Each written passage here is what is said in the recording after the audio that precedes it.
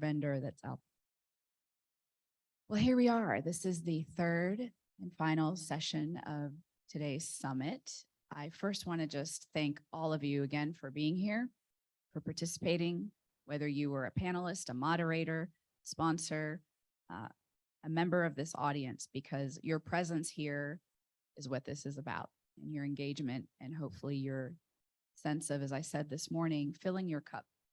We talked about things that don't get talked about, and we're going to do more of that today with this last session that is the final pillar of the summit, called BeYOUtiful.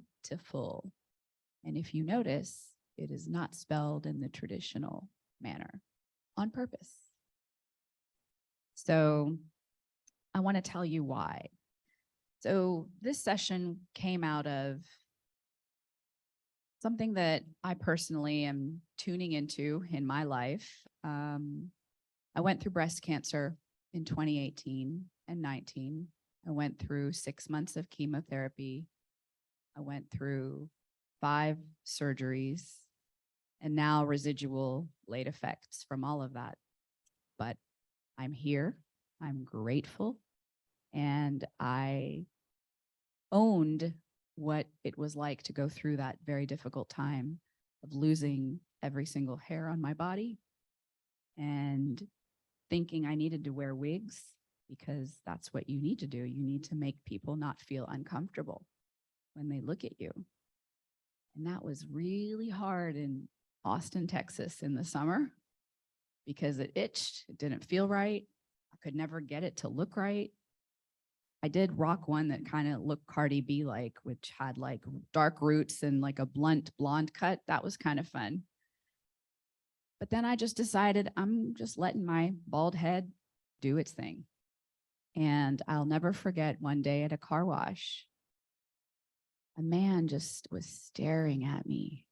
And I knew a little bit kind of what was going on. You know, I wear fun glasses because I grew up my whole life wearing glasses and they were never fun. So I had this one pair on, a cat eye black set of glasses. And my gut intuition said, he's trying to figure out if this look with your glasses and bald head is something you're intentionally doing, or maybe you have an illness. But he would just stare at me hard and like almost confused. And so I finally walked up to him and I said, "What's the matter?" And he took a, like, checked himself. And he's like, "Oh, I'm sorry." He goes, "What?" I said, "Your face. What's the matter? You keep looking at me." And he's like, "Oh, I'm so sorry." But the former Fairuz would have never dared do that. I don't know what it is. I don't know if it's the medication, all the stuff I went through, that I'm just like, I don't care. If you don't like what you see, turn around and stop staring at me, or just offer a smile. A smile is the purest and one of the simplest forms of generosity that we can offer each other, and be kind. So as I reflected working with Jaden and Tamara and Blair and the whole team on our pillars for this summit, it occurred to me that it's important to talk about our self-identity, and what feels beautiful is what we feel is beautiful, not what someone tells us has to be their definition of beauty. And finally, we're starting to see magazines, TV shows, you name it, the things that when I grew up, it was the Barbie and that's all, that we sort of defined as what women need to aspire to in terms of how they look, how they dress. Now I say, you do you. I'm going to do me. And when I would go into the chemo infusion room and I had no eyebrows, I painted those babies on and I got really good at it. I wore whatever made me feel good that day. It might have been a pair of fun shoes. It might have been a pair of fun earrings. And that's what made me feel good. That's what made me feel beautiful. I didn't care what anyone thought. And let me tell you, to a lot of people, I might have looked kind of silly, like, oh, she's sick. Why is she doing that? But it doesn't matter, because it's what made me feel good. And it's what you feel that counts, and what makes you BeYOUtiful, hence this topic.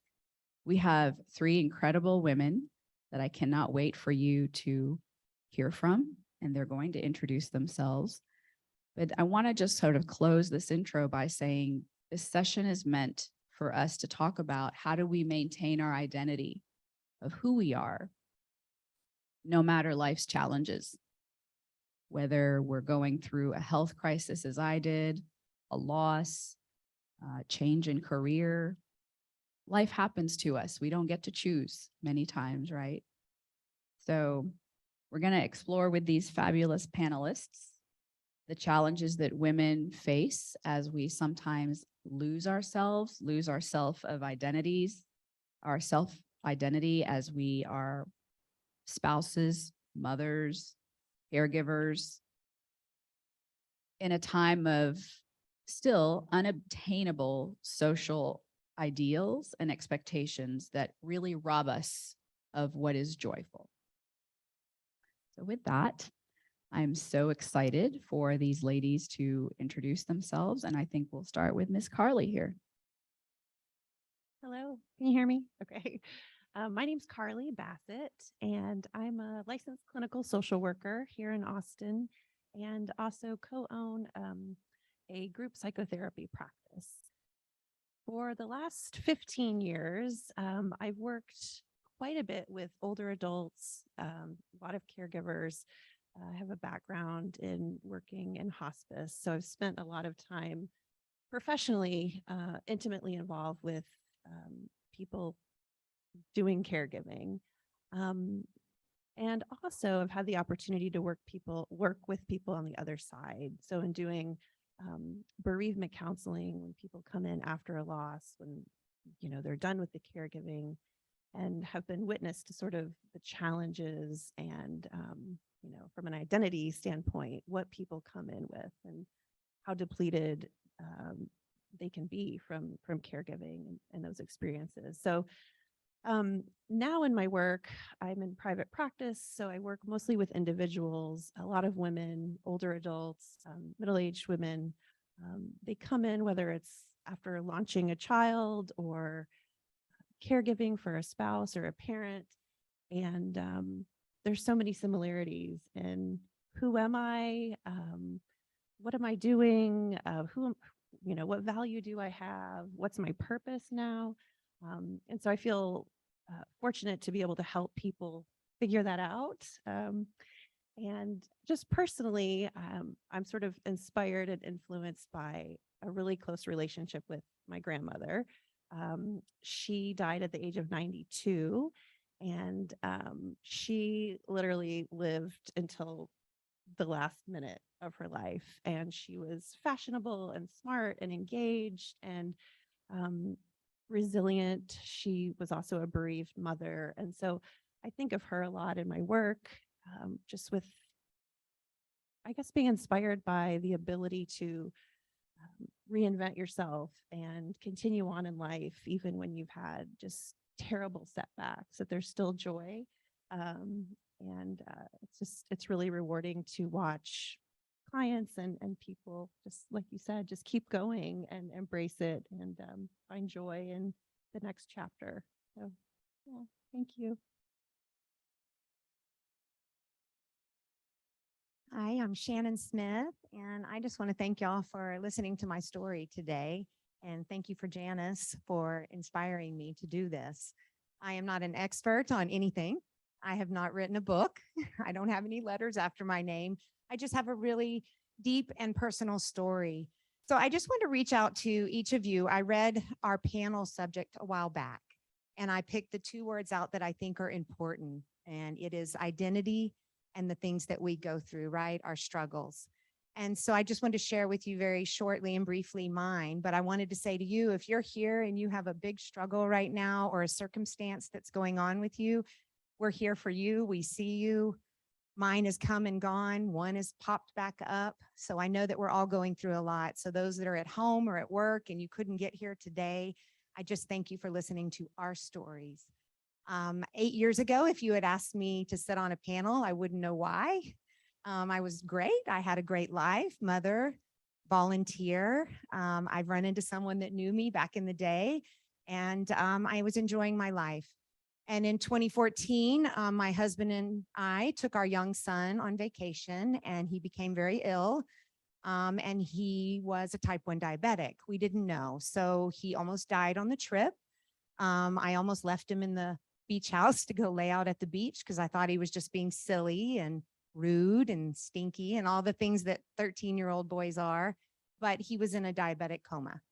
And it was shocking for me as a mother. So my identity changed that day. And I think that's the biggest thing that had happened to me up until that point. My identity changed that day. I became a caretaker for my young son, and type 1 diabetes was not familiar to me. 4 months later, my 21-year-old came home from college, and he looked thin and white and frail. And I thought maybe he was on drugs or was doing something crazy in college, just suspected. But no, he was a type 1 diabetic. He also triggered. So my two sons triggered within 4 months of each other, and I became a caretaker for my two sons. And some of you may be very familiar with type 1 diabetes, and there's more serious things to worry about in the world, but they're my boys, right? So that happened. And in that same year, unfortunately, I was divorced. It was hard to keep a marriage together through all of that. And in the midst of that, I thought not having a period for 12 months was a really nice favor of my body. I thought, thanks. I forgot I wasn't menstruating in those 12 months, but apparently I was also going through premenopause. So, that's my story as far as my identity. I had to figure out who I was now and who I needed to be and how I needed to take that story forward. And so that's what landed me in this seat today. The friend that I haven't seen in years doesn't know that story. I didn't know she's a caretaker now, and her life has changed in a big way too. So my story to y'all is that my identity did change and my circumstances changed, but I learned from it. And I became a yoga teacher. And I know we've talked about that. That seems to be a subject that's aligned with our story today. But yoga did help me. I found that when I went to a yoga class that it was very gentle, and I felt a way that I had never felt before, deeply, not physically, but emotionally. And so I wanted to share that with others. And I was not a fitness expert. I probably wasn't very fit at the time, but I challenged myself to find something that would help me get through some of those things. And so by doing that, I have formed a yoga class that Janice is part of, and several people in this room, and it is a community. So I'm just encouraging all of you, and we'll be talking, I'm sure, about different ways to find something that helps you, whether it's a new identity or one that you have found 20, 30 years ago, to share it with others. And I feel like that is where I'm successful now, is to let everybody know that it was hard. And I almost lost a son over it. And I've lost a marriage over all of the difficulty, but I am shining today and knowing that I made it through. So if you're struggling today, I'd love to talk to you, or maybe there's someone that you met today, and know that good things will happen.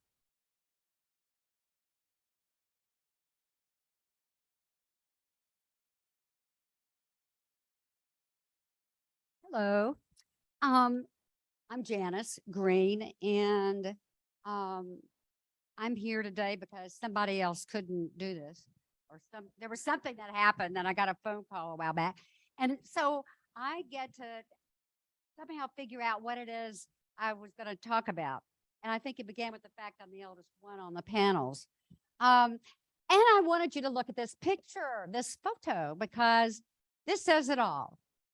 And I'll explain that in a moment. This woman says it all. Okay. Good job. Good job. She, at the time of the photo, let's sit out here. Yeah.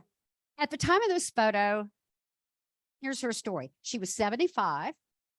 We had just started a 4-day, 3-night rafting trip down the Rio Grande. 8 months before this picture, she lost her husband, 52 years, to melanoma.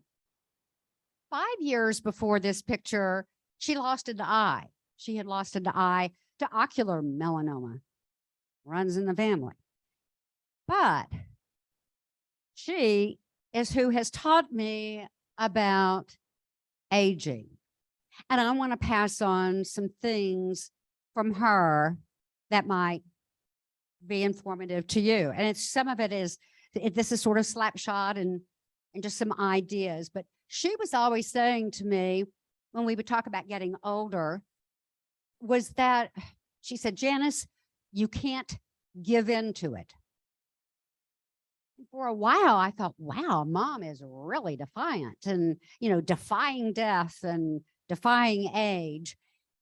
And that's not quite what she meant when I talked with her a few years later, and she clarified it. And she said, Janice, you can't give in to the stereotypes about aging. And that hit home because we all know the stereotypes of older women in our society and how different it is from the revered position of older women in a lot of indigenous societies. We are hags, crones, harrigans, we are bag ladies, we are. But we create who we want to be. Now, another thing that my mother taught me, and one thing that I am learning at this stage of my life, is what is grief? Because grief forms and shapes, or has a bearing on the form and shape of your identities. When mother died, of course, I grieved her death, but there was some other part to this. There was a different kind of grief because she was my second parent to die. And all of a sudden I felt like an orphan, an absolute orphan, because between me and my mortality, the barrier was gone. My protection from my own mortality was gone. It was just me and the end. So that was a different kind of grief that I had to figure out my way through. And it took a twist when about a year ago, my sole sibling, my older sister, died. And all of a sudden there was this strange grief about, holy shit, nobody knows me from childhood. Nobody knows me from the beginning. There's no one around who knows my story, who knows anything about me from that era. And there is grief associated with that kind of isolation like we were talking about. So the bottom line is that as you get older, there are different kinds of griefs that you bump into, and you will figure out ways to get through them. And we'll talk about some of this later on. But one thing that I want to be sure to tell you about on the subject of grief, where did that come from? Anderson Cooper, who is the CNN guy, he has a podcast on grief that is dynamite. He just started it about a month ago, and it's called Anderson Cooper on Grief. How simple can that be? He interviews some people, and like of all things, Stephen Colbert and Laurie Anderson and a palliative care physician. And they are really interesting looks at different kinds of grief, because he had lost his father at age 10. He had lost his brother to suicide. Anderson had lost his mother, a few years ago. So he's covering the waterfront on different types of grief. And one of the things that I am having to learn as I age is, how do I deal with grief? And how do I turn it from this disturbing emotion and reaction to something that I can build on and work with. So I leave you with that and talk about some other things. Well, I'm not ready to leave grief, actually. That's pretty juicy. And it actually brings up for me the realization that I went through a lot of grief in my life thus far that I just didn't even maybe realize all of it were these traumatic series of events. You know what I mean? And when we think about our identity, the truth is that shaped my identity. That shaped ways that I thought about myself, ways that I did not take chances in life or seek certain opportunities, but in some ways, actually, why I did pursue those things. So I'm actually wondering if we could spend just a few moments on this, because I think it's really apropos for each one of you to kind of reflect and share. I'm going to stay with you, Janice, because I know when we were preparing for this panel, you brought up something really interesting that you did, reflecting on all the challenges you've had in your life. And do you want to speak a little bit about that exercise? Well, when you all called me and said, We need you. we didn't get up here. So I thought, what in the earth am I going to talk about? Because usually it's a legal issue, but I retired a few years ago, so I didn't have to talk about the law. What I did, because how I broke it down was that you need to talk about the challenges that you have faced in your life. And then we're talking about how to deal with those challenges, how to meet those challenges. So I did that. I sat down and started making a list of all the challenges in my life that I could remember. And it took me into day 2. It was weird because I kept coming up with them. I kept identifying them, you know, the usual: divorce, death, and things about my career, being a woman and being a trial lawyer, and what that was like and what challenges that posed, on and on. Then on day 2, I sat down with those lists, that list of challenges, and started making notes about, well, how did I get through that? How did I get through that one?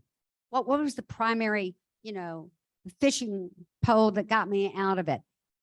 And I really came up with about 6 things that I seem to be doing, not all at the same time, not all for every challenge, but I saw these repetitions of how I met the challenges. And it was so helpful. And I highly, highly recommend that you take time to do that.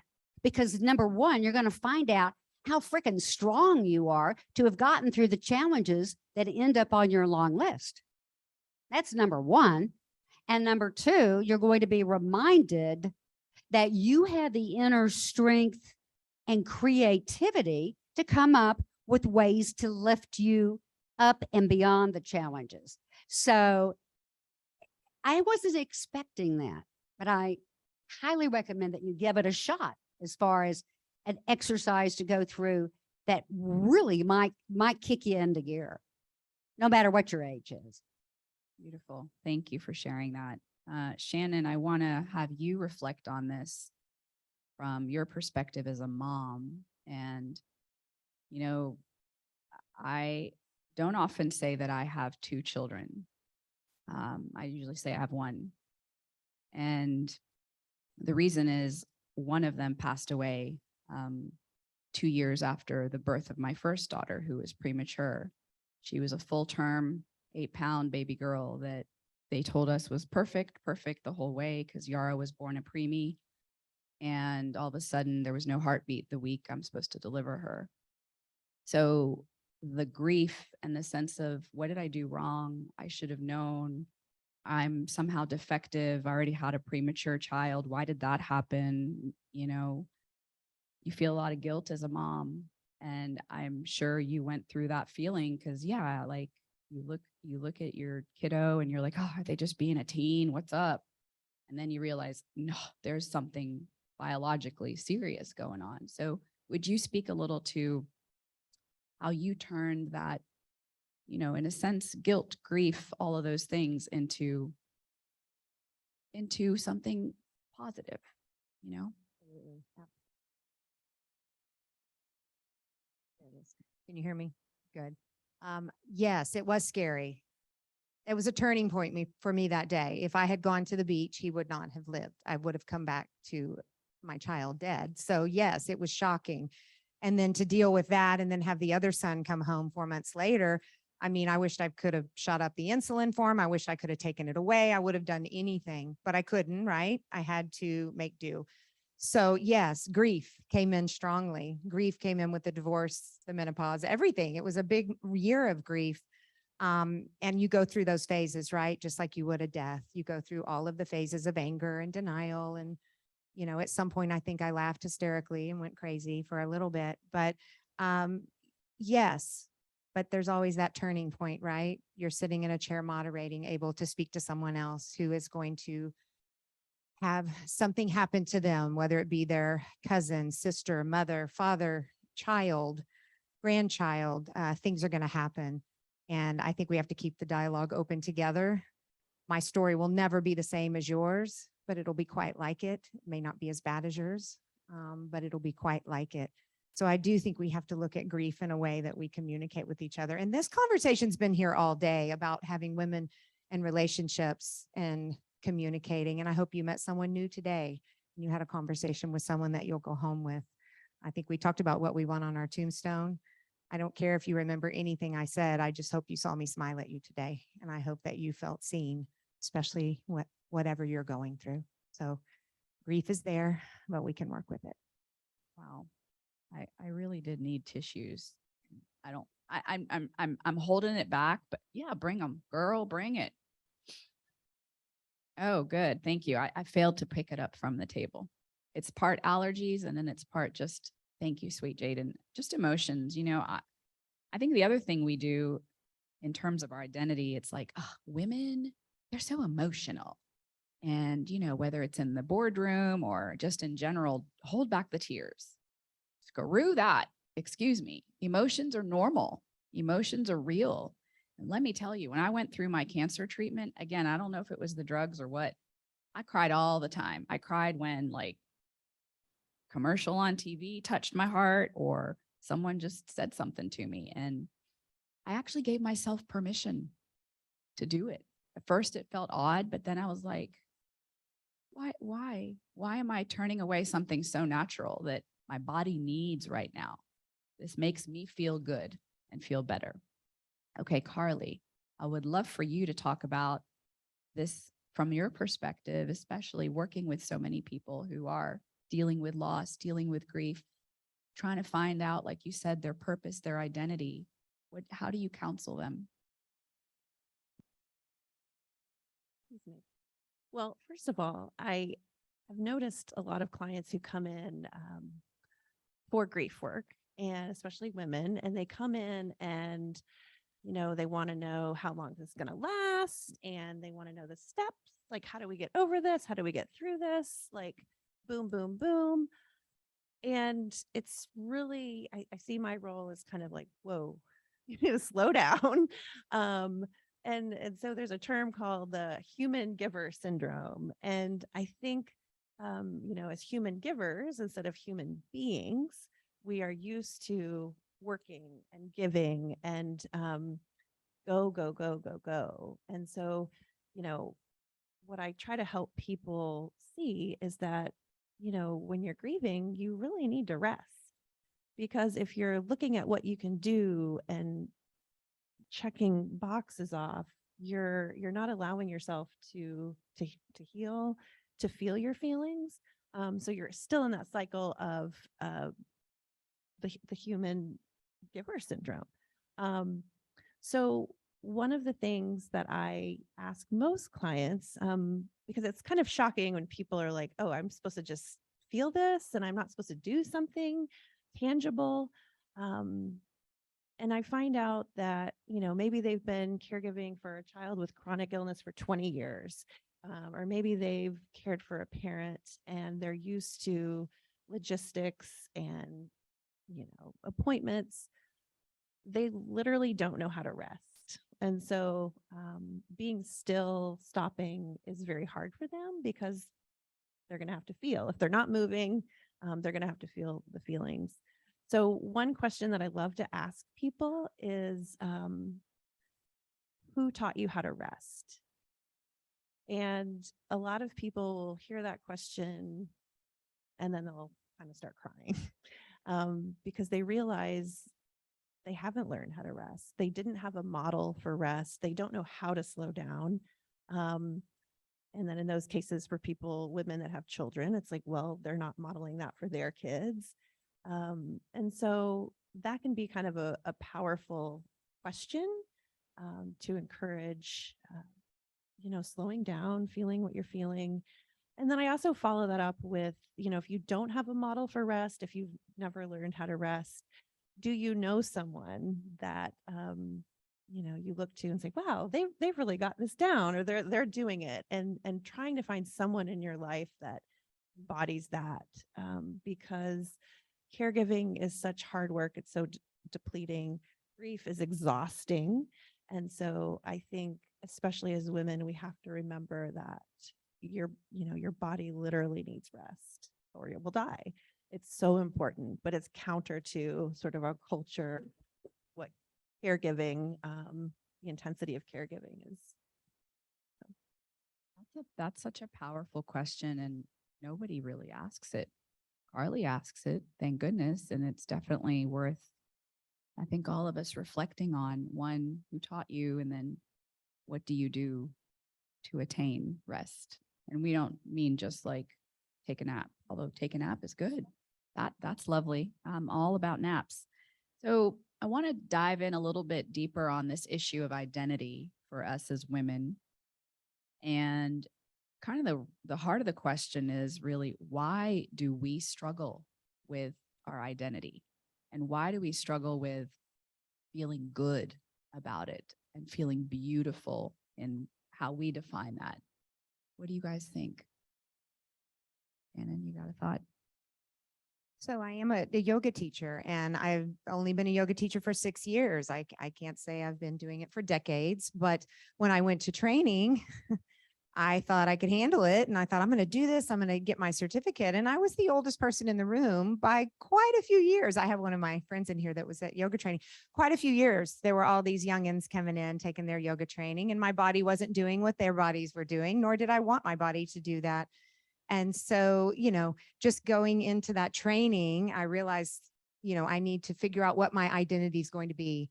And my teacher was a wonderful, wonderful source for that information. And what she said to me is, they have a long way to go to be an example. You have walked in here for a reason. You have been through this. It was the next year after all of that happened. And you will be the one that they come and take the class from because you have the experience. So I would never try to teach you anything I can't do, but what I can do is provide space. And so I think for my identity later, after all of that happened, was to figure out how I could share it with others. And it just happened to be in a room on a yoga mat, in comfortable clothes. So Pretty powerful. How about you, Janice? Why do you think we women struggle with this issue of identity and feeling good in whatever we may define that to be? I'm not sure that we've had any good models, or maybe in isolated cases we've had good models, but it's not been a prevalent kind of thing.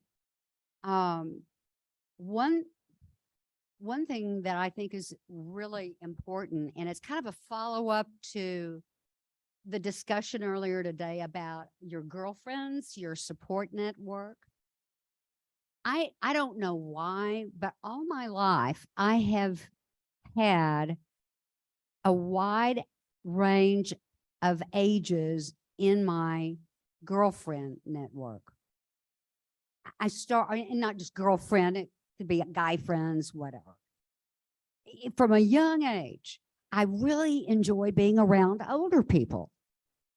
And it seemed that all through my 74 years, I've had women in my life who were friends that were much older than me, or as time went on, also much younger than me.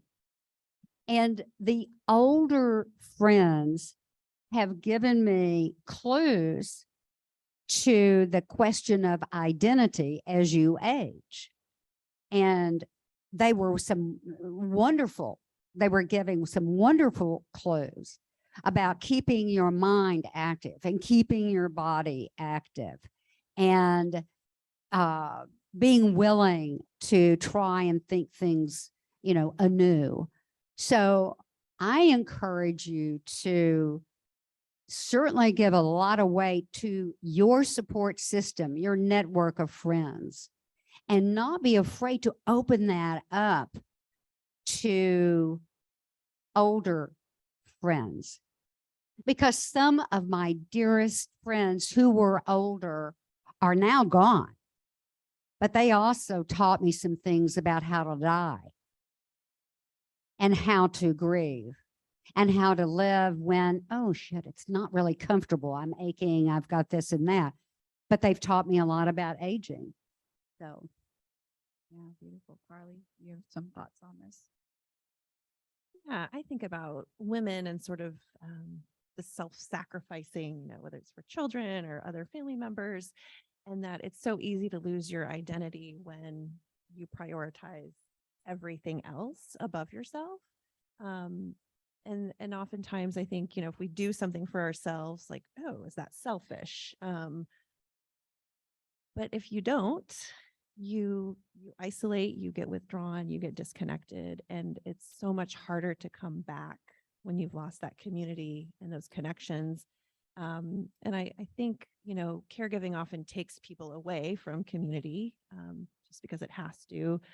But I think the people that I've observed that have really done well and maintained their identity have maintained connection with some type of community, friends, a book club, a church group that, they have support. People asking, how are you doing? If you're in it on your own, you don't have that. And we need connection. We need people to cheer us on and ask us how we're doing. And so I think sort of, there's no badge. You don't get a medal for self-sacrifice.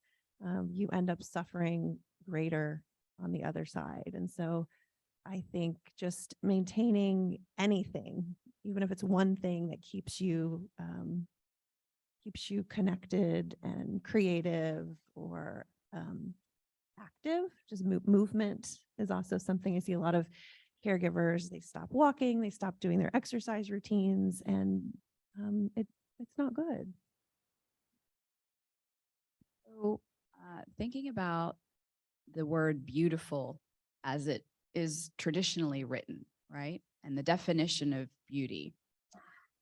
I think we're at a tipping point, perhaps, around finally, as I said in my opening remarks, seeing things before us in media, all different kinds of media forms, where acceptance and self-love and appreciation for, you want to wear your hair like that, you want to wear that outfit.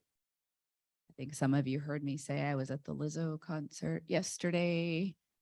You talk about a woman who's very comfortable, and so are all her team. And it's so uplifting to see that. Doesn't mean there's not a whole lot of people saying, she's doing what? She's wearing that. That's so not appropriate. And I do find that even now, I turned 50 last December, that I'm like, ooh, am I too old to wear that? What will people say? And then I remember how I rocked it with a bald head when I was going through chemo. I'm like, come on, as long as you're not, hurting anyone and you feel that this aligns with who you are and your values as a person, own it, right? But guess who I think our biggest critics are? And other women. The judgment, the snickering, and it can start within our own families. I mean, hello, Anyone here ever have a family member call you out, body shame you, talk about what you're wearing in front of you, behind your back? And I come from a different culture that I was born in and raised in North Africa. So that's really prevalent, unfortunately. But what do we do about that? How do we stop acting the way that we don't want anyone to treat us? Is my question. And I'm going to ask our panel, what do you think? What can we be doing to break down that kind of mentality? I mean, it's happening more and more. We're seeing sizes and fashions be provided to people of all heights, ages, sizes. I mean, it doesn't matter. But there's still some stigma out there, is there not? Yeah, I see a lot of heads nodding. So just from your perspectives, what do you think we can do to help any of you? It doesn't mean you have to all answer this question. If you have an idea, I think everyone, including me in the audience, would just be curious what your thoughts are. I'm not a fashionista, I guess is what you call it, as y'all can plainly see. I think we have to break down those barriers with ourselves. So in my opinion, no filters on the pictures, be free. You know, you don't have makeup on one day, be free to take that picture. You know, we have to open it up to ourselves so we judge less of others. So, you know, I think we have to be more open to that. I hope that that's all I got for that is be real with yourself, and then you'll be real with others and not judge so much. I don't know the exact answer to the question, but I will say I have a lot of, when I have clients come in, they'll immediately apologize for how they look or their hair is a certain way. And, it always makes me feel kind of sad. I'm like, in here, you can. Hold on a second. I'm going to assume these are women and not men. No man is apologizing for his outfit or hair. Exactly. Right. Exactly. Okay. Love you, men, but you don't apologize. We're somehow groomed to do that. And so, yeah, in my mind, like if you're coming in for grief counseling, like I don't expect you to be dressed to the nines, So I think just, normalizing it, and I tell people, when you're in here, you don't have to wear makeup. In fact, don't wear mascara, it just be yourself. And I think through connection and just our, relationally welcoming each other, hopefully, people can just feel more safe and comfortable to be themselves. And I think that's what I try to do, through how I relate to my clients. And I hope that over time, I won't be hearing that when they come in, 6 months later, that I'm sorry I look this way, that they can just feel free to be who they are.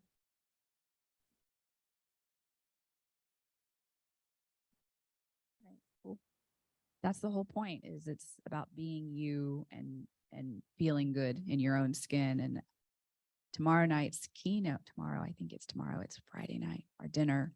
How many are attending our dinner, our She Thrives dinner? Yay. And 2 nights, Friday. Yes. It's not tomorrow. Please don't show up here tomorrow night. No, do not listen to Fayruz on that one. It is Friday, the 28th.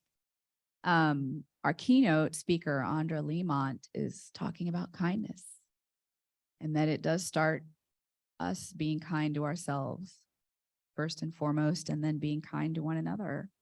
And I think, taking the time to be thoughtful about what we say to each other and lifting each other up, that's all a part of it, especially in life's challenging moments, but really at any time, because you do not know, like the person who said to me when I was 16, oh, she has fat arms, what that will do to someone their entire life and how they will carry that with them, right? Now that person may have said it just in passing, flippantly, whatever, but those things can stick with someone.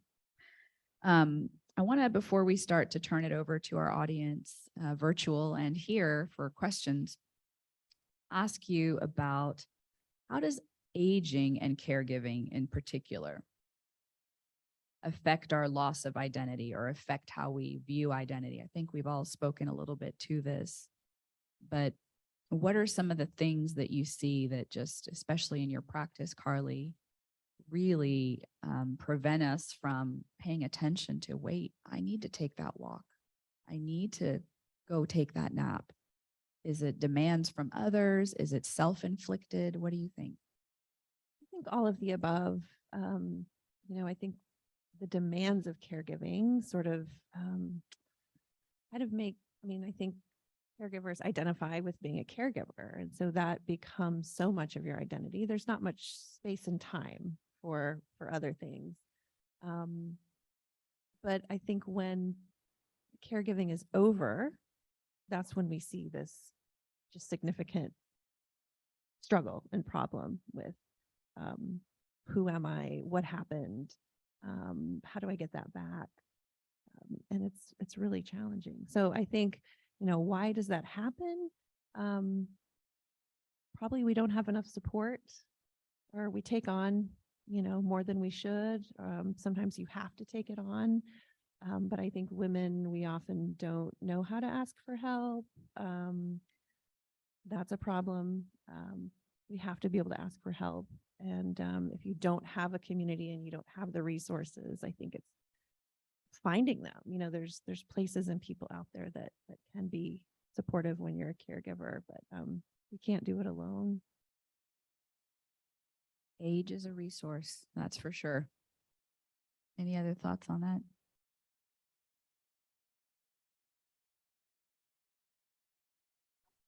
Up about we croak or Yeah, bring it up. Great. there's the country of Bhutan, which is near India, over in that neck of the woods. Their people there have always, I say always, well, for years now, I've heard about the people of Bhutan being the happiest people in the world, literally in the world. They have been studied and researched and tested out the kazoo, and time and again, they keep coming up as the happiest people in the world. And one of the things that they do that has supposedly contributed to that, that state is that they recognize 5 times a day that they are going to die. They reaffirm, I'm going to die in some way, form, or fashion during the day. It may be through a familiar sound of bells or chimes or whatnot. Well, guess what? There is a free app that I cannot not recommend that all of you try. And it is called We Croak. It is great. And the symbol is a frog or a toad. And it's free. It's called We, W-E, Croak, C-R-O-A-K. Now, this is what it does. It reminds you 5 times a day that you're going to die. And with each reminder, they have a quote. And the quotes are from every direction. They are from theologians, philosophers, scientists, comedians, writers, politicians, you name it, worldwide. So I really, really enjoy that website because I have read some of the most beautiful things and some of the most thought-provoking things that I have come across in the about 3 or so years that I've been reading it. And I'd like to end my comments with this quote from, guess who? Maya Angelou. And she said, people will forget what you said. People will forget what you did. But people will never forget how you made them feel. You can drop the mic now, Janice. That was so good. That's one of my favorite Maya quotes. Absolutely. I know when Janice brought up this We Croak app, I was like, wait, what? And then just the more she shared, it's like, look, it's the inevitable, but we don't have to be afraid of it. We don't have to, run away from it. Instead, let's surrender and have acceptance and joy about, okay, it's going to come, but what am I doing now in the present we've talked a lot about through our mindful meditation and this morning's panel, just being present. There was something I read recently about the anxiety that gets created when we think about the future, the anger and hurt when we think about the past, but the joy of just being grateful for the present and how powerful that can be in all of our lives and all of our outlooks. So I think what I'd like to do is see if we have questions from our virtual audience or anyone here about anything that's on their mind. And I see my sweet friend, Tina Hanna, with her hand up. Hold on a second. Let me bring you a mic so everyone can hear. This is to Carly. Sometimes we go through waves of grief, pile-on grief, where you have 2 deaths, and then you realize that you are the caregiver. You realize that somebody that you're caregiving has dementia, that you didn't really, because somebody else was taking care of them. And then you have to go through all the other stuff, and then you have to grieve after you've gone through being the caregiver, total caregiver, everything. In the first sets of grief, you haven't really been able to process because you don't have time. And I don't think that we really talk about that at all. And I'm sure there's other people, including Shannon, who's had pile-on grief, that have dealt with that. And there's time to find people. There is time to find somebody, and you'll have a friend who comes and says, come have a glass of wine, or you need to stop. Get in this support group. But sometimes we're so busy, we don't listen. I was lucky enough to be involved with AGE for years, and therefore I knew to listen when my friend said that. I'm sorry if I wasn't talking loud enough. But I think that that's one important aspect sometimes you run into is people have way more grief, way more layers than they know, and it takes time. Yes, I think that's very true. I think we see lots of complicated grief. I think a lot of people come in not because someone said you need to go see a therapist, but because they saw a doctor and their stomach's been hurting or they have headaches. If you don't deal with the symptoms, deal with sort of the emotions, it's going to come out in some way. And so, some people come right after a loss and they want to get in and get ahead of it. But most people, I would say, don't. It might be 1 year, 5 years later, and they've been trying to go and manage on their own. And it hasn't worked. The other thing that I remind people of in situations like that is a lot of this is also trauma, just chronic caregiving and fatigue and depletion and loss.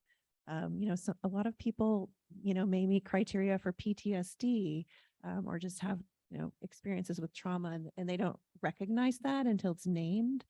And so I think, a lot of times it's going to take a long time to do the work. The longer you've delayed it, probably the longer it's going to take to peel back and address all those layers. But it's never too late. Thank you, Carly and Tina. Just like to answer that too, to say that as someone that would have liked to receive some compassion, is that a lot of people think I shouldn't bother them. They're going through so much. They're taking care of their mother and now their sister, and I don't want to bother them. I just, I'm sure someone else will see if they need help, and you get a little bit lonely with that. I'm not saying you want to be inundated with calls, but I think there's times where you feel like people stepped away because they think they're going to catch it. They're going to catch your grief, or, in a divorce, they're like, well, if your husband, I feel like there's just times where when you're in a situation, you would like to hear from someone. So I'm just challenging you out there to know that if you've said that, I just don't want to bother them. They're going through so much right now. You could probably text them and they would appreciate that. And on the same token, when you say, just let me know what I can do for you, that does put that on them and it makes them have to come up with something. So maybe you think of something and just do it. Just do it. Do it for them. You're not going to bother them. I promise. So that's my idea for someone that's going through a lot. Thank you so much, Shannon. Rebecca? I'd like to add on to what you were talking about, Feiruz, with other women being our harshest critics, and and what we can do. And I think I will speak for myself. I'm a bit reluctant when I'm within a group of women or friends, when someone says something harsh that I don't really agree with and they're being a little tacky, that I don't say, you know what, let's not talk about that. I'm not really sure I'm comfortable. And I've been learning over the last couple of years to be who I am. And my identity is not about that. And it's okay if there are people who don't, then they get upset with me, but I'm being true to me instead of leaving a conversation disappointed in myself that I didn't speak up and say the right thing. And so I'm very guilty of that. And I'm just thinking maybe somebody else in here is guilty of that too at times. And we need to be who we are and stick up. That's for so others. powerful. Thank you for sharing that. I was at a retreat with my colleagues this weekend, and one of my colleagues in particular was talking about when we go to the doctor, and in her case, she'd had a mammogram where the technician literally, she said, pulled her nipple, just pulled it. And she was in so much pain, but she felt like she couldn't say anything. She couldn't say, ouch, please don't do that again. Because like she grew up, you listen to the doctor, you listen to the nurse, you don't question. And I think what you're saying just speaks to speak up. If something doesn't feel right, it's not comfortable to you, or it doesn't sit well with you. So I was coaching her and saying, let me tell you how I advocate for my mom when I take her to her medical appointments. And because she can't see well, sometimes these technicians are just going and doing stuff and not seeing her in the moment, her anxiety, her fear. And if I'm not there, her voice is just nothing, right? So I really appreciate you saying that. And I think you're right. Like the 20-year-old self of any one of us maybe would be fine or sort of let it go. But as we get older, we kind of, and our identity sort of gets more solid. We go, not okay. Yeah. Jaden. Oh, Christine. Hi, wonderful panel. Thank you so much. I have a question for the panel and probably for the room. So I'd love to hear some ideas. So as you mentioned earlier, it's great to help people. That's how I feel good about myself, is when I help someone who I know is struggling. What I struggle with is figuring out what to do. I do not like to say, what can I do for you? Because once again, I know I'm putting the burden back on them to come up with something.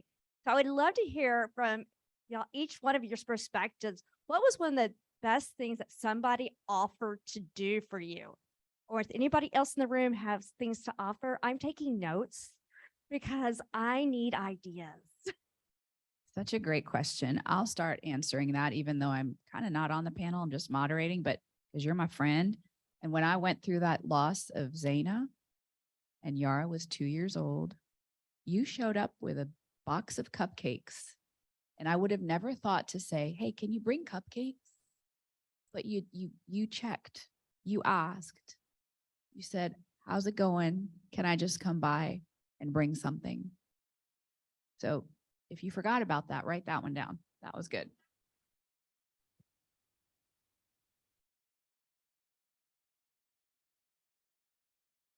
What about for you all? What would you recommend? Well, I think food's always great. I know from people that I work with, especially older women who've lost spouses, like having someone offer to just come and mow the lawn, or pay for a cleaning service to come in and clean. That could make such a difference in terms of tangible things. I think if you know the person, I love movies, so people will just give me a movie gift certificate, and it's just so no brainer for me. I'm going to go shoot over to the movie, but that's me. But food always. I've had a friend recently. I'm being a caretaker for my brother right now, and she every week sends me a gift card to a delivery service or Galaxy Cafe, which is near my house. And it's in my purse, and I'll think, oh, I'm just going to stop there and have lunch today. It's on my friend. So those are just really small things, right? That you could do. If you know someone loves a massage, if you are financially capable of providing that for someone that, maybe can't afford it right now because they're going through things, you just say, hey, I got you a massage. Go ahead and book it when you can. Those are easy kind of gives. One other thing I just thought of, for women who've lost spouses and they're alone and maybe they don't have family around, and, they have to have a colonoscopy and you have to have someone with you. And so, it may not be close to the loss, but I think if you could say, if you ever need a ride to a medical appointment or something like that, because people hate to ask, they don't want to put you out. But it's really not something that is very accessible if you don't have family or friends. So I think that can be helpful just to keep in mind for people that are on their own. Janice, how about you? Borrow a microphone. That at the times that I've been going through grief, some of the most valuable help came from friends who gave me books to read that they thought either would get my mind off of or would clarify my mind or something, about the situation. But reading material along with food, of course, is, it's food for your brain. And I found that helpful. Another one. Yeah, one more thing. Comment. I think what can be helpful in grief is remembering the day that someone passed away or a birthday, because oftentimes after the first year of loss, people have moved on. But if you put that in your phone or on your calendar and you send a note or flowers, it can just be so kind and good, and just help that person to know that you remember them and their loved one. And it's a simple thing. Yeah, it says, hey, I didn't forget. Absolutely. Well, Jaden's told me we are at time. So I want to thank you all for listening. I want to thank this beautiful panel. And I'm going to turn it over to my co-chair, Tamara Jones. Thank you all.